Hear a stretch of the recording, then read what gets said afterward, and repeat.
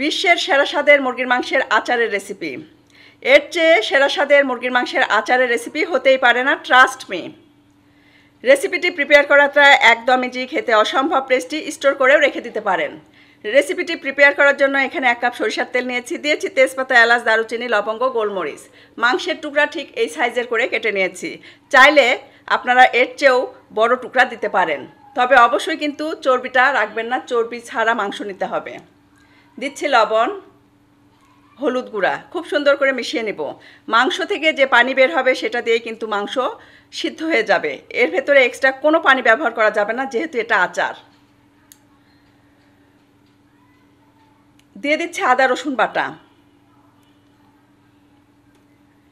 চুলার ফ্লেমটা মিডিয়ামে রেখে কিন্তু এই রান্নাটা আমি করব, হাই ফ্লেমে দেওয়ার কোনো দরকার নেই।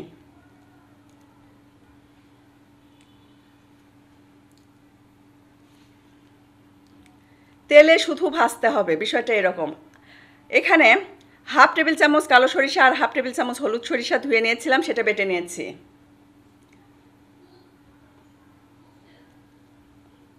যখন দেখবেন মাংস, সরিষা বাটা আর আদা রসুন বাটাগুলো খুব সুন্দর করে ভাজা ভাজা হয়ে গেছে, সে পর্যায়ে আমি এর ভেতরে দিয়ে দিচ্ছি রসুন, চিলি ফ্লেক্স, শুকনো মরিচের গুঁড়া, বিট লবণ। খুব সুন্দর করে মিশিয়ে নেব। এই পর্যায়ে চুলার ফ্লেমটা মিডিয়াম থেকে লো করে দেব।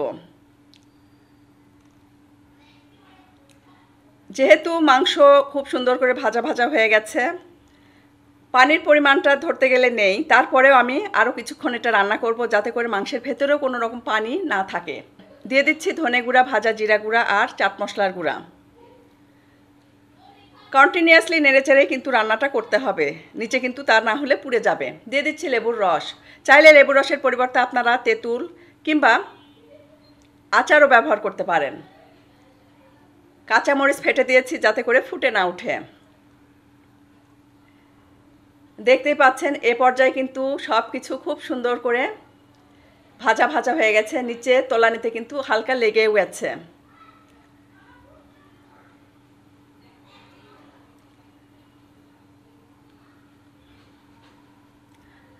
দিয়ে দিচ্ছি শুকনা মরিচ, এভাবে কেটে দিয়েছি যাতে করে দেখতে ভালো লাগে। মাংসের আচার অলমোস্ট ডান, দেখতে পাচ্ছেন খুবই সুন্দর হয়েছে। এই মাংসের আচার আপনারা কিন্তু স্টোর করেও রেখে দিতে পারেন দীর্ঘদিন পর্যন্ত, এটা ভালো থাকবে। আমি আর ধৈর্য ধরে থাকতে পারছিলাম না, টেস্ট করে দেখতে হবে কেমন হয়েছে, আর তো রিভিউ দিতে হবে কেমন হয়েছে। আমার কাছে অসম্ভব ভালো লেগেছে। শুধু মনে হচ্ছিল আগে কেন এই রেসিপিটি করিনি আর খাইনি।